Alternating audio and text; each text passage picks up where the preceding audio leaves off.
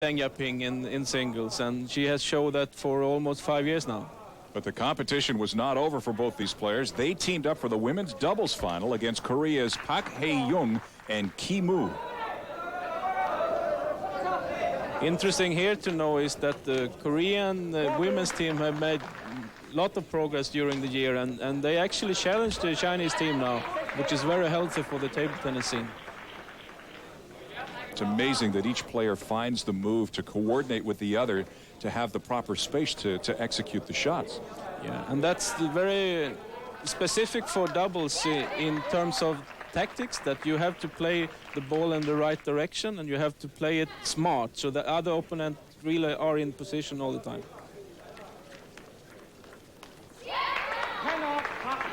Deng Yaping and Ying leading 10-9 at that point. Yeah, and normally they are the favorite to win this match because they are the current world champions, and like I'm saying, the Koreans is the underdog because they are still very young and have to learn. So anything they can scramble out of this match will be a bonus for them. 10-11.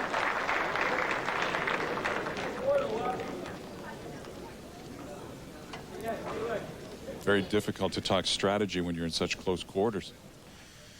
Yeah, it is, but normally you can use signs like almost like baseball signs with how to tell your partner which kind of spin you would like to use on the service and what kind of strategy you should have in the first 1 or 2 shots, because in doubles it's very important to get the first 2-3 shots in the right directions, and then you can build from there on. There you saw that she was giving her a sign what kind of spin she should use on the service. Very close match. These women are extremely fit. There you see it's tied at 12. What's also interesting to notice is that the Korean pair is built like one right-hander and one left-hander, and that's normally an advantage in doubles because you can cover the table with your forehand all the time without being necessarily moving around each other. So that gives you a slight advantage. Seems that the Koreans are putting more emotion into this match as well. They seem to be more vocal than the Chinese players. Yes, and they can see that they have a chance here, and if they are able to clinch this match, that's a very good win for them.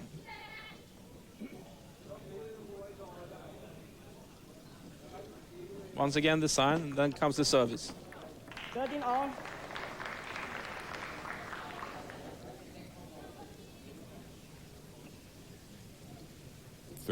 All.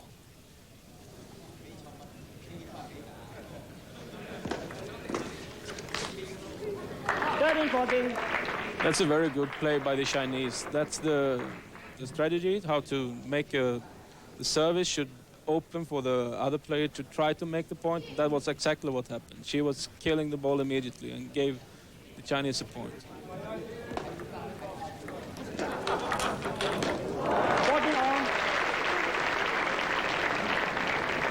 14 all. As you notice in doubles, very quick rallies and very fast movement from all four.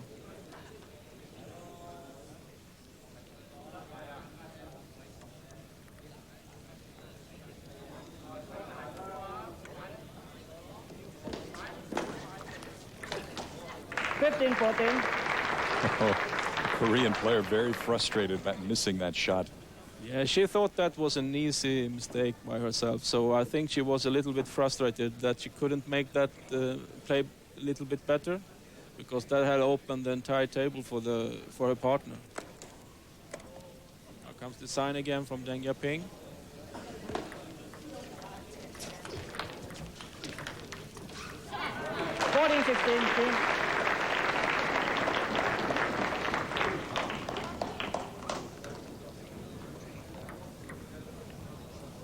Now we should see if the Korean have the nerves and the ability to clinch this tight first set. Now the experience will be rewarded, perhaps. Well, we'll see how the experience pays off for the Koreans now. They're down by 2 and getting ready to serve. Very deliberate in their actions.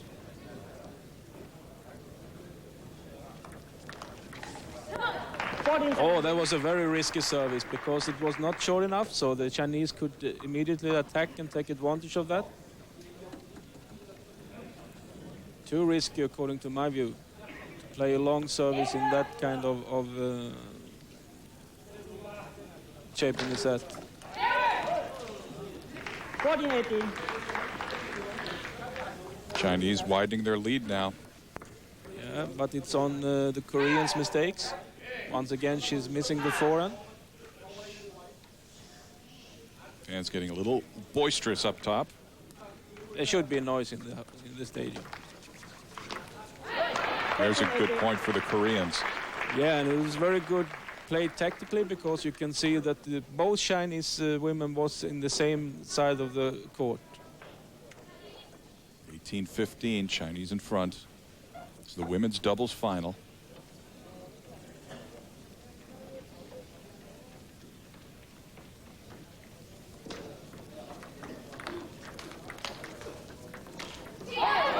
Oh.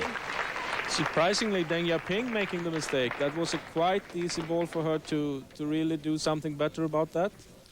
But she's playing the backhand push in net. I think the Korean needs this ball desperately.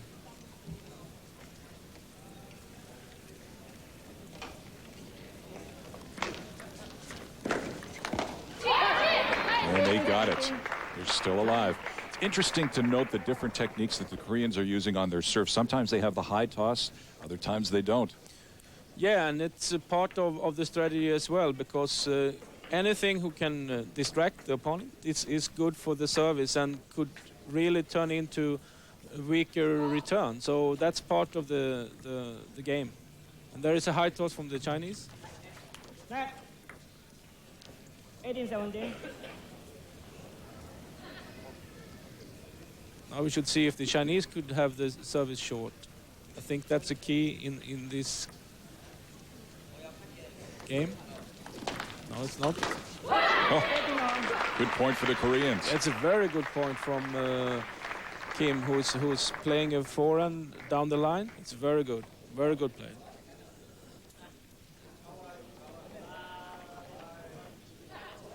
Korea getting ready to take serve. 19-18. Oh, that was a bad mistake. Yeah, I think she was not reading the spin in the service correctly, so she's her judgment was not correct, and that's why it looks like an easy mistake, but it could be different spin on the service. 20-18. 2018. It's 2 set points for the Chinese, which, like I said, I think is favorite for this final match. 20-18.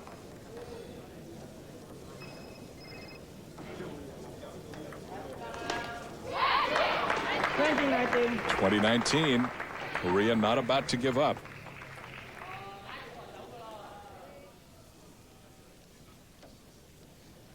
They're still in the picture here. I think if they can have 20 all here, it's very, very open. Game 21-19. Oh, an unfortunate error by the Koreans. Ying and Deng Yaping win the first game, but the Koreans did come back to win the next game 21-13 and will move ahead, pick it up in game 3, and the Korean pair leading 18-13.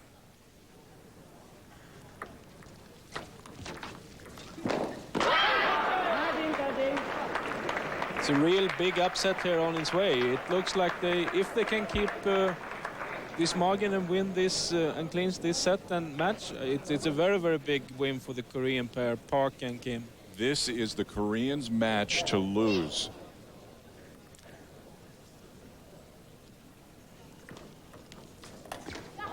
Nineteen 19-14. Yeah, she was anxious to play that forehand and trying to go for the winner. I think that's right. You have to challenge and you have to try to make the winners yourself. Not trust that the Chinese will miss, because they will not do that. Here comes the serve again. It's the sign. Oh, what a recovery. seems like she was out of the pitch, and the Chinese was almost sure to win the point, but she somehow grabbed it and came back, and here's the match point. What an upset this would be if Korea hangs on to win.